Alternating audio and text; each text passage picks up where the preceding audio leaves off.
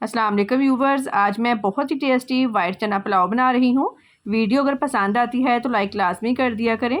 1 kilo basmati चावल लिए हैं, इनको मैंने आधा घंटा पहले भिगो दिया था।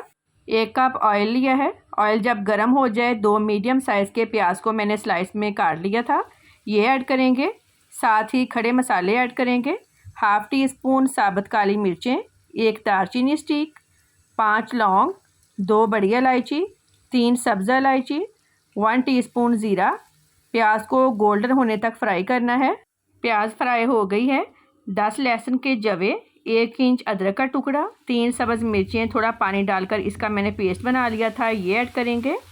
1 बड़े साइज़ का टमाटर, नमक 1 टेबल स्पून, लाल मिर्च half tea spoon, 1 table spoon biryani masala, इससे टेस्ट बहुत अच्छा आता है पुलाव में। अब मसालों की अच्छी तरह से भुनाई करनी है। जितनी अच्छी भुनाई होगी हमारा पुलाव उतना ही टेस्टी बनेगा। अच्छी तरह से भुनाई कर ली है। अब फ्लेम बिल्कुल लो कर देंगे। हाफ़ कप दही ऐड करेंगे। मिक्स करके फ्लेम दोबारा मीडियम कर देंगे। दही डालकर मज़ीद हम अच्छी तरह से भुनाई करेंगे। मसाले की अच्छी तरह से भुनाई हो गई है। अब इसमें 1.5 लीटर पानी ऐड करेंगे। अब इसको हाई फ्लेम पर कवर कर दें ताकि बॉयल आ जाए।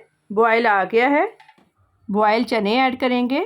चनों में मैंने half tea spoon baking soda डालकर 2 घंटे के लिए धूप में रख दिया था।